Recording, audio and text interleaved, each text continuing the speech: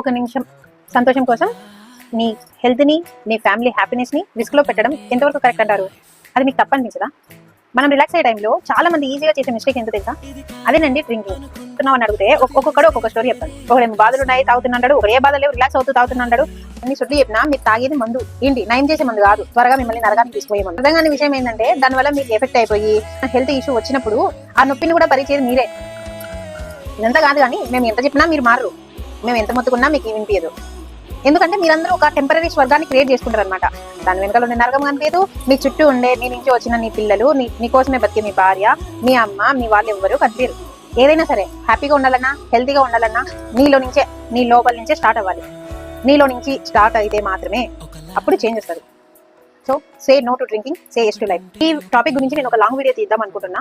మీ opinion ఏంటో నాకు comments రూపంలో చెప్పండి. మీరు కూడా హెల్తీగా హ్యాపీగా ఉండాలనుకుంటున్నా, మీరు నచ్చిన వాళ్ళు ఉండాలనుకుంటే ఈ మెసేజ్ ని షేర్